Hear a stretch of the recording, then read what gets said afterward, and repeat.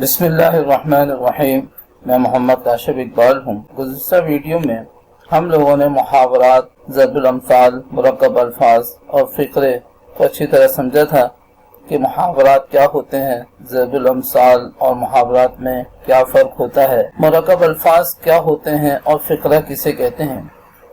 آج کا ہمارا موضوع محاورات ہی ہے اور محاورات کو ہم تفصیل سے سمجھیں گے کہ محاورہ کیا ہوتا ہے، محاورات کی پہچان کیا ہے، محاورہ اور ضرب المثل میں کیا فرق ہوتا ہے۔ تو آئیے اپنی ویڈیو شروع کرتے ہیں۔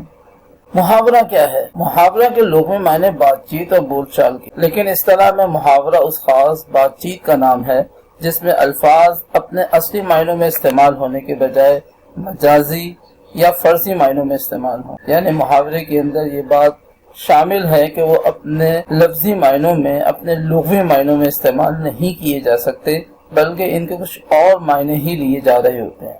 دوسرے لفظوں میں ہم محاورے کو یوں بیان کر سکتے ہیں کہ محاورہ الفاظ کا وہ مجموعہ ہوتا ہے جو ایک فعل ایک یا چند الفاظ سے مل کر بنا ہو اور جس میں عام طور پر فعل اپنے حقیقی معنوں کے بجائے فرضی معنوں میں استعمال ہوا ہو۔ یہاں یہ بات اچھی طرح ہم لوگوں کو سمجھ میں آ جانی چاہیے کہ محاورے کے اندر ایک فعل بھی پایا جاتا ہے جسے ہم ورب کہتے ہیں، اسے ہم مصدر بھی کہتے ہیں۔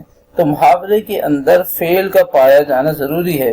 دوسرے لفظوں میں ہم یہ بھی کہہ سکتے ہیں کہ محاورے کی پہچان اس طرح بھی کی جا سکتی ہے، وہ اس کے آخر میں نہ آتا ہے کیونکہ فعل مصدر کی صورت میں ہوتا ہے اور اس کے آخر میں نہ ہی ہوتا ہے، جیسے ہونا، کرنا۔ جبکہ ضرب المثل بھی الفاظ کا مجموعہ ہی ہوتا ہے اور وہ بھی اپنے لفظی معنوں میں استعمال نہیں کیا جاتا بلکہ اس کے کچھ اور معنی ہی لیے جا رہے ہوتے ہیں۔ ضرب المثل کو منجمد شاعری بھی کہا جاتا ہے۔ ضرب المثل ہی ہیں جنہیں ہم کہاوت بھی کہتے ہیں۔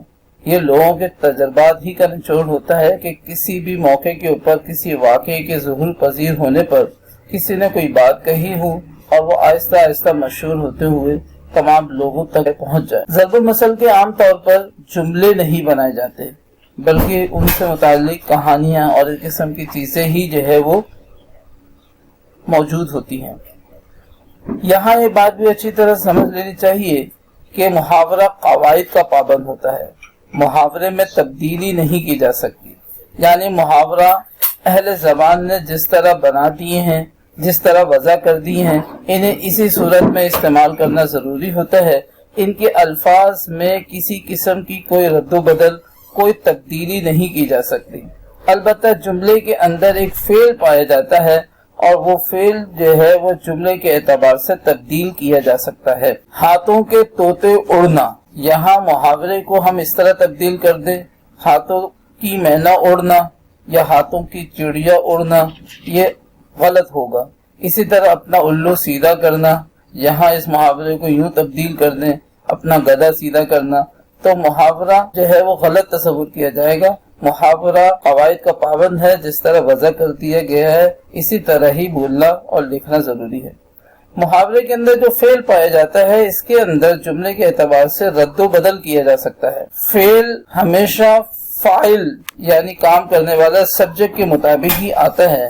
اگر سبجیکٹ کام کرنے والا مفرد ہے، ایک ہے، واحد ہے، تو پھر فعل بھی واحد ہی کی صورت میں آتا ہے، اور اگر کام کرنے والا سبجیکٹ اگر جمع میں ہے تو فعل بھی جمع کی صورت ہی میں تبدیل کیا جاتا ہے۔ آگے ہم انہی مثالوں کو مزید وضاحت کے ساتھ جو ہے وہ سمجھنے کی کوشش کرتے ہیں۔ درج ذیل مثالوں کے اندر محاورات اپنے حقیقی اور اصلی معنوں میں استعمال نہیں ہوئے، البتہ جملہ بناتے وقت کرنا جو کہ محاورے کا حصہ تھا، اڑنا جو محاورے کا حصہ تھا، فعل کو جملے کی نوعیت کے مطابق تبدیل کیا جا رہا ہے۔ مثالیں دیکھیں، شیر کو پنجرے سے باہر دیکھ کر چوکیدار کے ہاتھوں کے طوطے اڑ گئے، یہاں پر اڑنا کو اڑ گئے سے تبدیل کر دیا کیونکہ یہ ایک فعل تھا اور جملے کی نوعیت کے مطابق اس کو اڑنا سے اڑ گئے تبدیل کر دیا گیا۔ کسی کی پریشانی سے تمہیں کیا مطلب؟ تمہیں تو ہمیشہ اپنا الو سیدھا کرنے کی فکر رہتی ہے۔ اب یہاں پر کرنا سے کرنے کر دیا گیا، اور یہ بھی اسی نوعیت کے اعتبار سے کہ فعل جس طرح فاعل ہے اسی طرح تبدیل بھی کر دیا جاتا ہے اور تبدیل ہو گیا ہے۔ اب تک کے لیے اتنا ہی. انشاءاللہ محاورات کی پارٹ 3 کے اندر ہم مزید اس بات کو وضاحت کے ساتھ سمجھیں گے. اپنا خیال رکھیے گا. السلام علیکم ورحمۃ اللہ وبرکاتہ.